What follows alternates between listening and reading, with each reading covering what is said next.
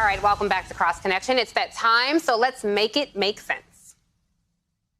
President Biden visiting Chicago yesterday, just days after that city saw more than 100 shootings. But he wasn't there to address that problem. He was there to promote his Build Back Better agenda. So why is the White House ignoring the rising crime rate across the country? All right, Ashley, thanks for that excellent, although extremely loaded question.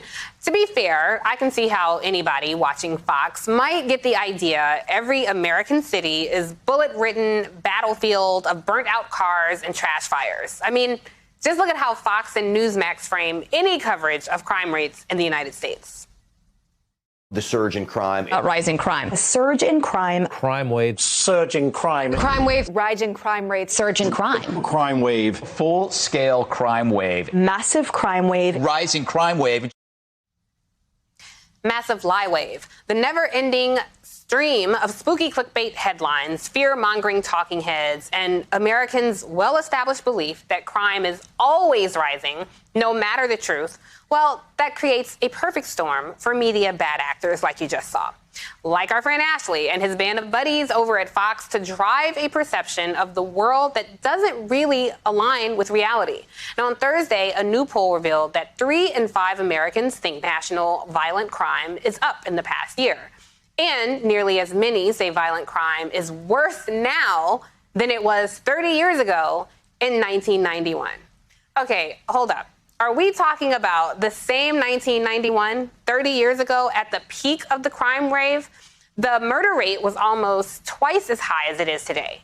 And yes, early FBI data shows there was a 25% increase in murders from 2019 to 2020. And that's a huge problem that we absolutely need to get to the bottom of. But across cities and towns of all sizes, from New York City to Nebraska, that same preliminary FBI data shows that overall crime is dropping. Property crimes fell by nearly 8% from 2019 to 2020, and they make up over 85% of all major crimes reported by the FBI. Now, we won't know until full data is released in September, but it could be one of the largest drops on record. Yes, violent crimes, which also include murder, ticked up by 3% last year, and very early data from this year shows that trend may continue. Obviously, we all want crime to keep dropping, as it has been for 26 of the last 28 years. But you guys, let's keep it real.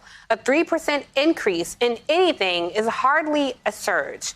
And Ashley, President Biden actually is not ignoring the complicated issues of crime and policing across this country, just like those of us interested in ending police violence are not ignoring violence in some neighborhoods, as you and your friends love to claim. Just the other week, Biden offered states access to $350 billion in federal stimulus money to bolster police departments, however you may feel about that. But this reminder, no Republicans even voted for that money. Ashley, you work for Fox Business, is that right? In Biden's fiscal budget year, 2022, budget requests released at the end of June, he asked to increase the budget for community-oriented policing program by a whopping $265 million. He says this would help cities deal with crime at the neighborhood level.